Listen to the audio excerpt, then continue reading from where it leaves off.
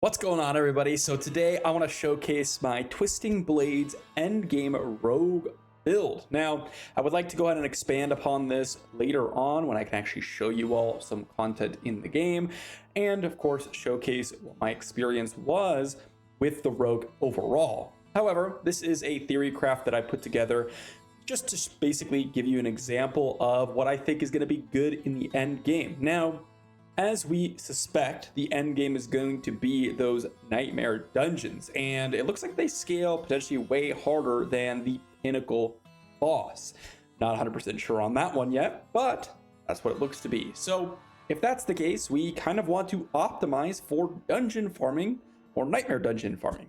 And with that in mind, let's talk about all the things in this build. Now we're going to go over the legendary aspects and uniques, which are going to be a little bit of time to grind for, as well as the skills, the skill tree, the Paragon, and all that good stuff. So let's start off with the skill tree.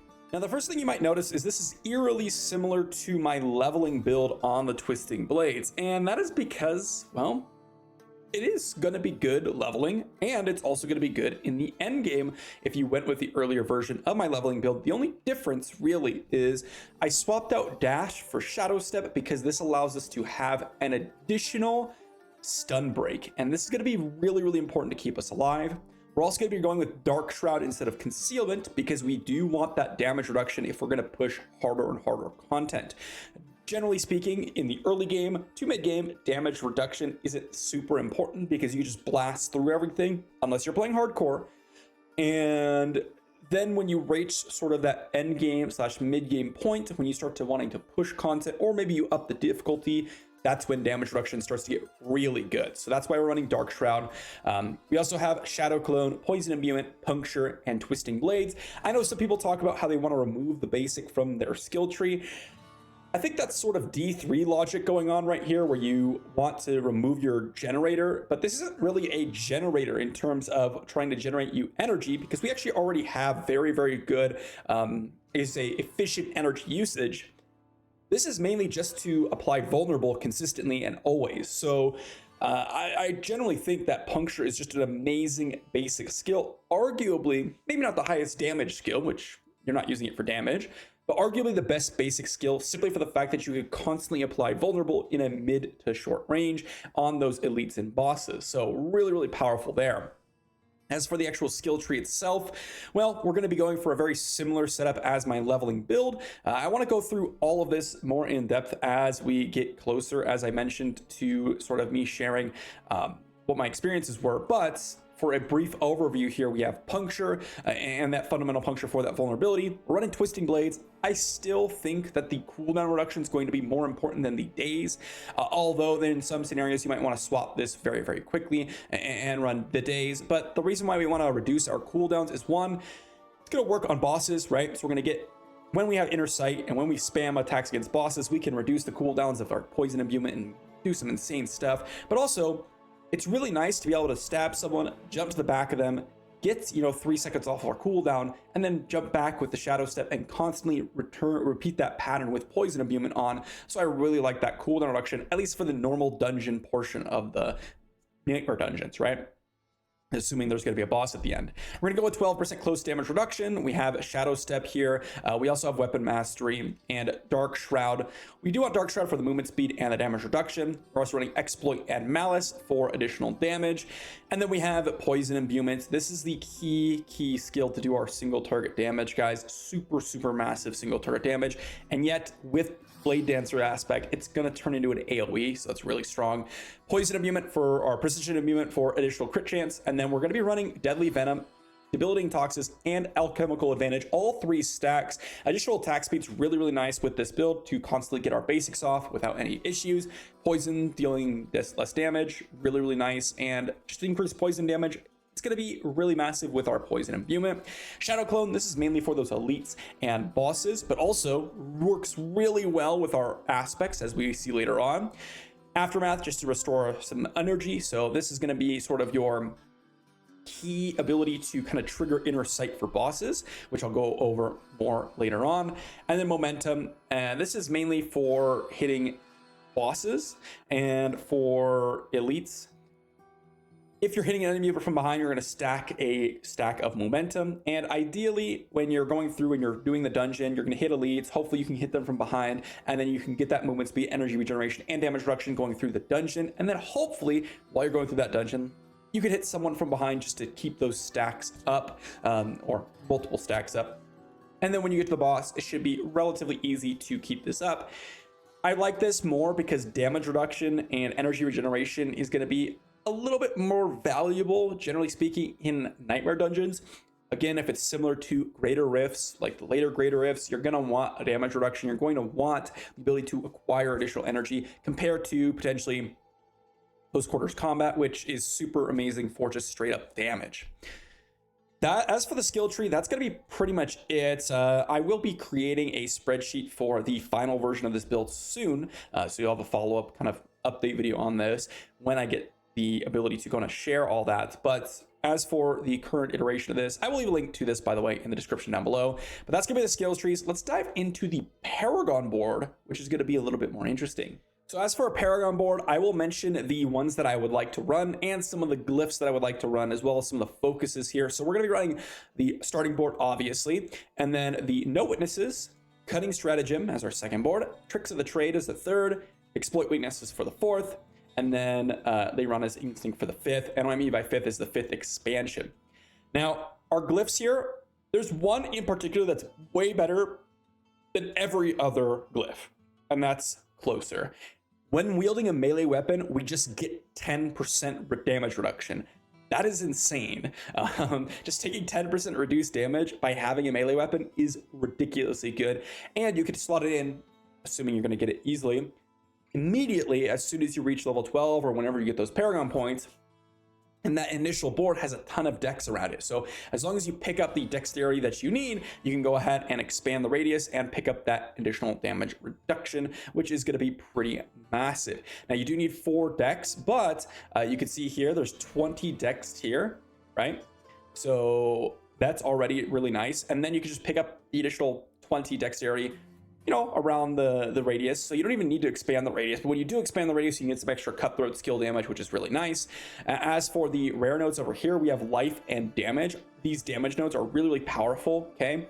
And then we have tracker, which works with intelligence here. And intelligence is very, very rare to find on rogue boards in terms of the rare nodes. So we're going to slot this one in so we can take advantage of that rare node here, which is going to be really nice. Now, poisoning damage effects last 33% longer is going to be really, really big because, again, we can apply poison imbuement on an AoE with our Blade Dancer's aspect. So this is just going to extend that damage that we're dealing. It's going to be really nice for clearing out just everything. Next one up, we're going to have the Bane glyph here, which is going to give us extra poison damage and have our poison damaging effects have a 10% chance to deal double the amount of damage. This is going to be really important, especially when we get to our legendary aspects, because we have a lot of chances to potentially proc this. We're also going to pick up core skill damage. We're actually going to go for a couple rare nodes outside of the glyphs and not go for necessarily this rare node, although you can if you would like to pick up some additional armor and dexterity.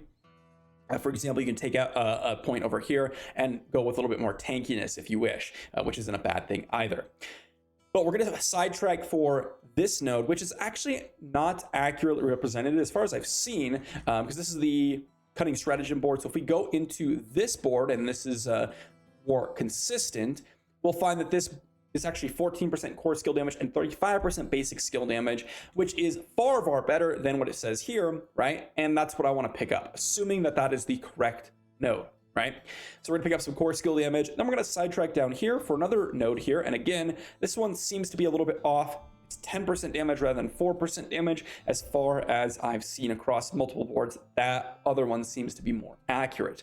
So we're going to pick up that one for the additional damage. And then, of course, we just pick up some additional damage on the side. These are very, very good nodes. Then we're going to head over to Tricks of the Trade here, pick up Chip for our glyph, which is going to give us extra physical damage, and the enemies will take additional damage from us, any physical damage that we do. So this includes poison damage. So if we hit physically and then we apply this 10 times, for example, then we actually get 10% additional poison damage as well, which is really, really nice.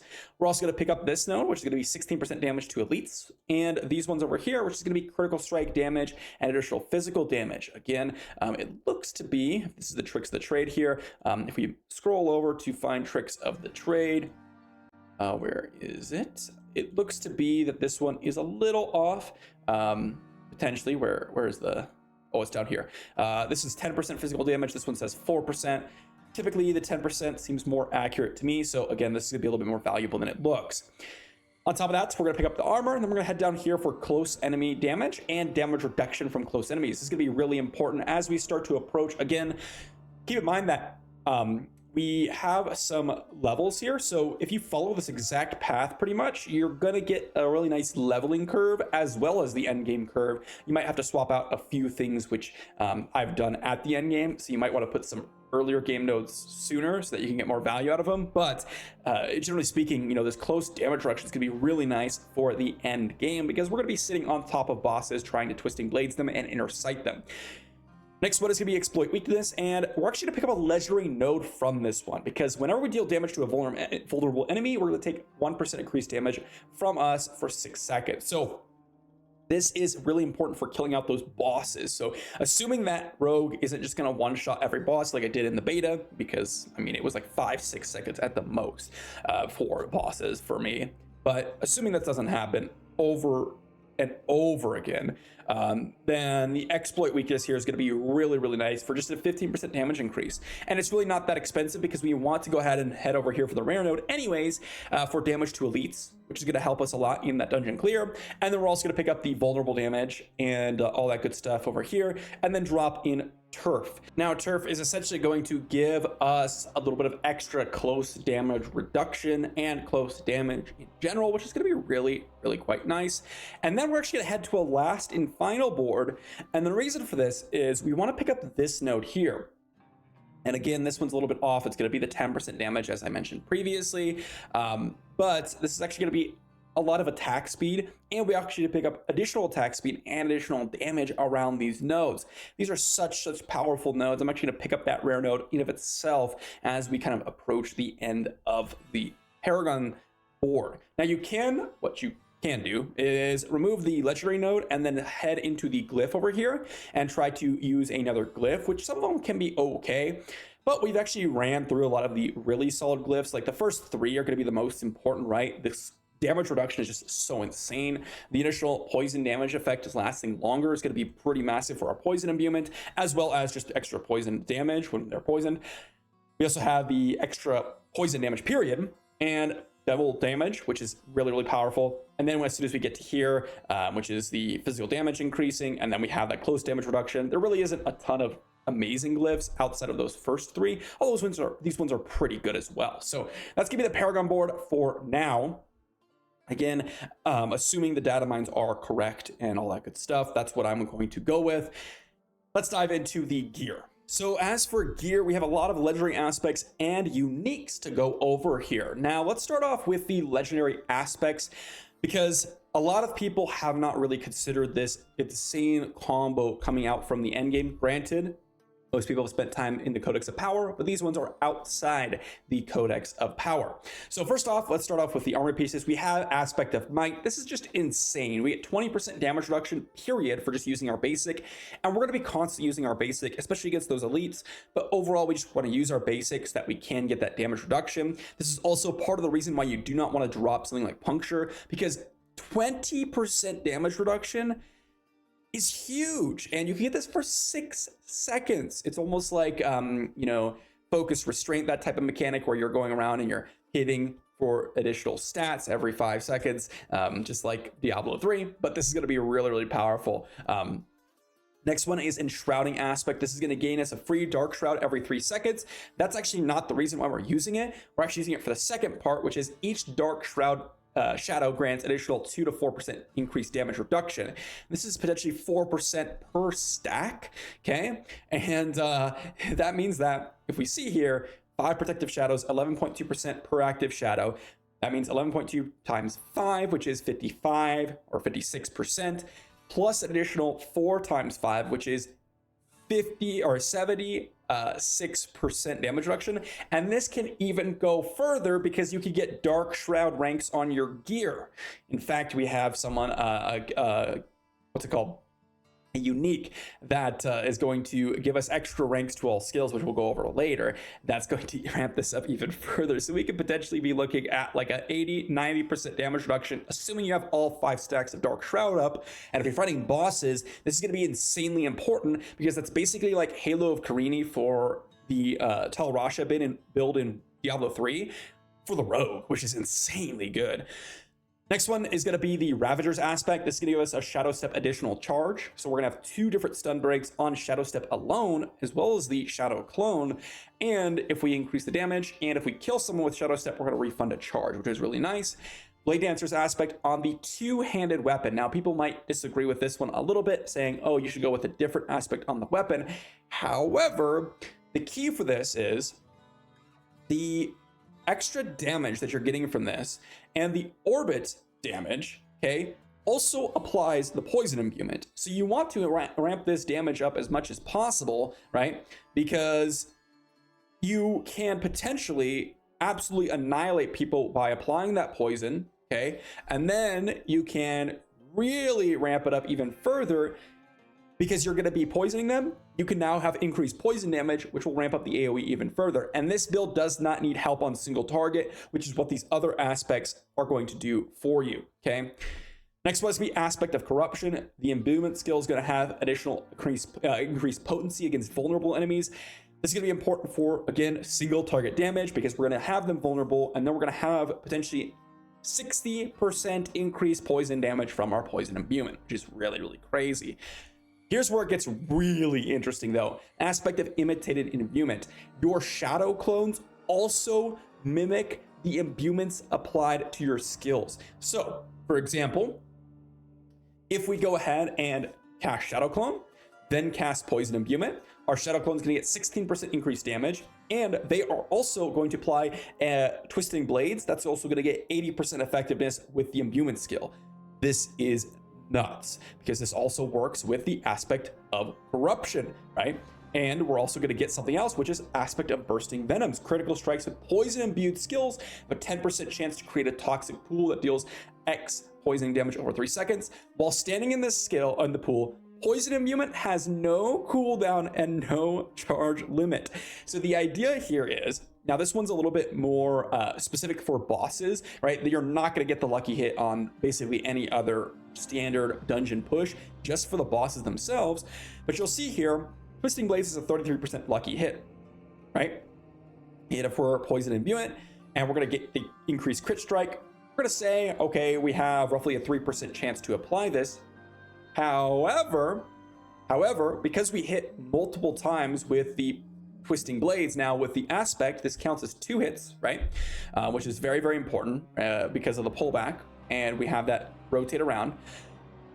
And now that basically ups it a little bit. And on top of that, we will be constantly hitting with our skill here or with our Twisting Blades because we're gonna have permanent energy on bosses with Inner Sight, which I'll talk about the specialization later on.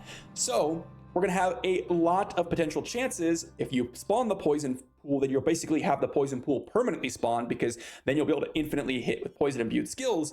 But then also, if we're spamming out our Twisting Blades, we're going to reset our cooldowns, which allows us to pop in poison imbuement multiple times, which also works with our Shadow Clones. It's just so crazy good, okay? So this one's going to be something that I'm really excited about to try out and showcase.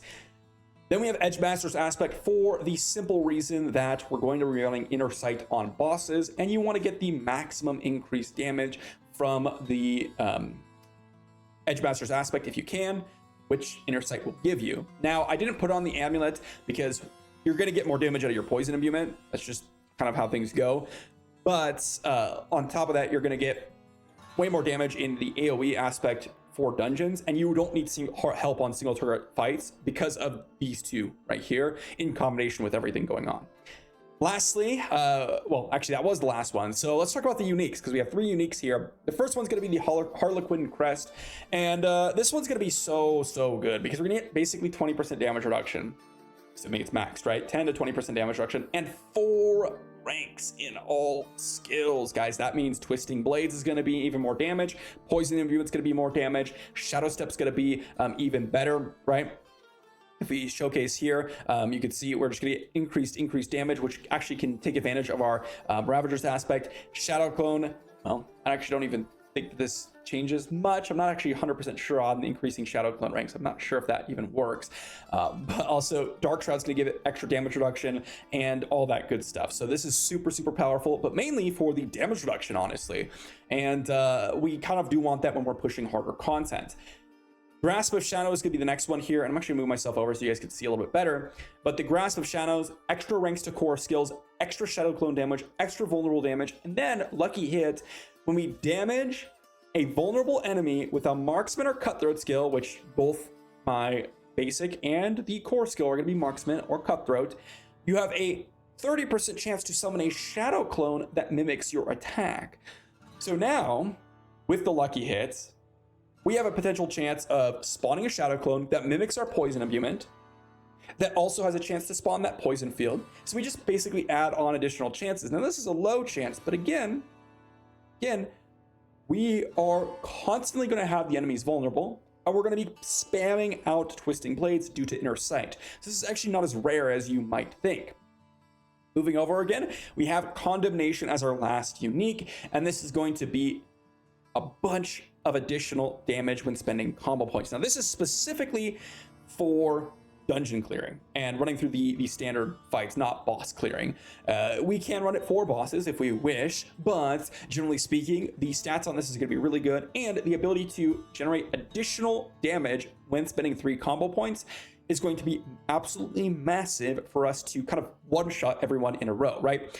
Hopefully, or at least do good damage, right? We want to go ahead and hit a couple times with our basic, maybe apply that vulnerable, then stab someone with the Twisting Blades, and then Shadow Step behind them, and then pull that back, because our core skill is going to get extra damage, and that's going to be really powerful for clearing out mass waves.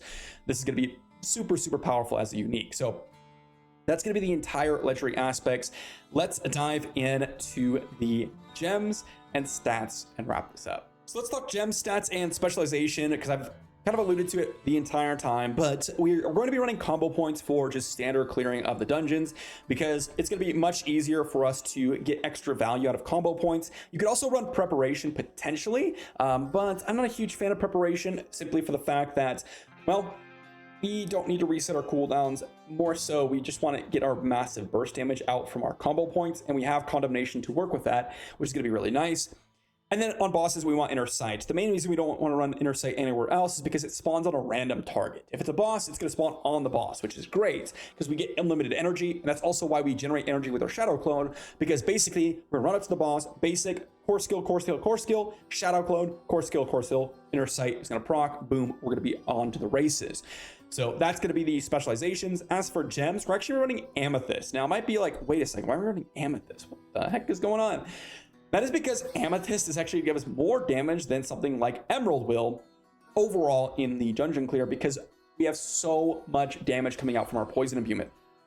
Next one's going to be Ruby. This is just the probably best one to run on average for every single class. The other ones are a little bit more specific, like damage taken over, time reduction, thorns, etc. I personally like the rubies for extra maximum life. And then lastly, we're going to run diamonds for resistance to all elements, because ideally we're going to have a lot of armor on our gear pieces, because we're going to have them upgraded. So I think the resistance to all elements is going to be a little bit more valuable later on in the game.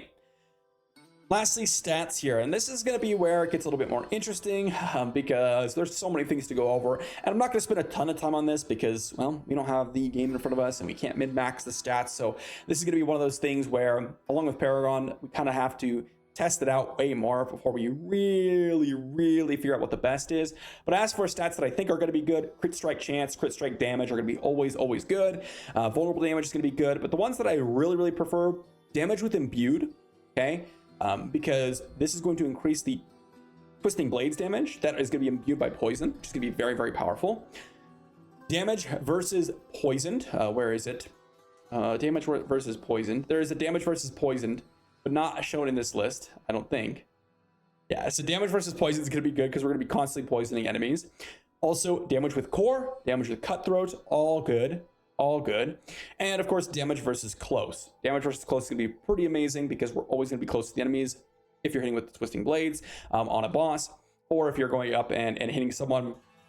The only time it's not very good is when you're shadow stepping behind someone, but that shouldn't be too big of a deal because you should be able to clear out trash monsters relatively easy. So you should at least just shadow step onto the elites, and that should work pretty nicely. That's going to be my first iteration of this build. I'm going to be doing an updated guide on this when we actually get access to the ability to share our in-game knowledge, but hopefully that was interesting for you all and gave you some idea of the end game build that I'm looking towards. I personally am a huge fan of twisting blades, and I believe it's going to be the strongest skill on the rogue, even after the nerfs. So let me know what you think in the comment section down below. Obviously, I am not the absolute end-all be-all for this game. All I know is I've had a lot of experience with this game, and this is what I think is going to be the best endgame build, or at least the best general endgame build. Thanks for watching, and I'll see you all for the next one.